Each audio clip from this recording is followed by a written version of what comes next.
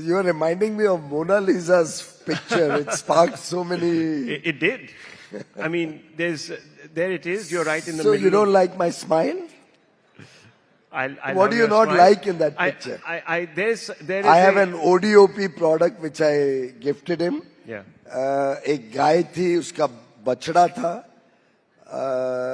and the cow and calf together made in an Indian handicraft shop. Dairy की significance आपने उनको बताई कि देखिए ये हमारी रेड लाइन। डेयरी तो एग्जेम्प्ट है, आपको कई बार बोल चुका। वो एक राहुल नहीं समझ सकते, उससे इसका ये मतलब थोड़ी है कि सब राहुल नहीं समझेंगे।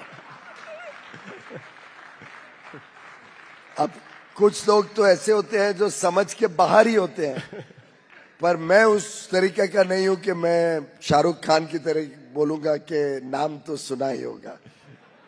तो मैं समझता हूं कि राहुल शिवशंकर ने तो बहुत भली बात ही समझ लिया होगा कि भारत के किसानों के, भारत के विश्वकर्मा के, भारत के जितने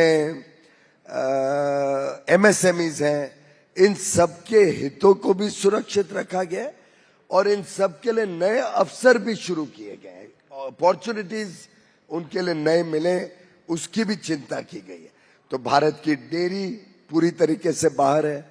भारत के राइस, व्हीट, मक्का, अब मैं रोज देखता हूँ ट्वीट में कि मक्का मक्का बोल रहे हैं, पता नहीं, समझ नहीं आता कि उनको मक्का मालूम भी है कि नहीं क्या होता है। डज ही नो दैट मेज इज मक्का और कॉर्न?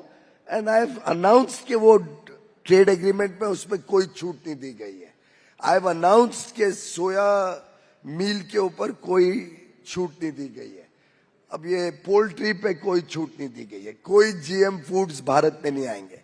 अब मुझे बड़ा दुख होता है देख के कि राहुल, नॉट राहुल शिवशंकर, कि एक बड़ी बेवकूफी कर रहे हैं कि हमारे अन्नदाताओं को, जो बहुत ही सरल होते हैं, बड़े मेहनती होते हैं, पर इतना ज्यादा उनको इन सब चीजों की गहराई से खबर नहीं होती है। इससे हम पब्लिकली बार बार कहते हैं, पर वो राहुल जी जाके गुमराह करने की जब कोशिश करते हैं झूठे आधार पर, तब कभी ध्यान में आता है कि शायद राहुल गांधी कॉम्प्रोमाइज है।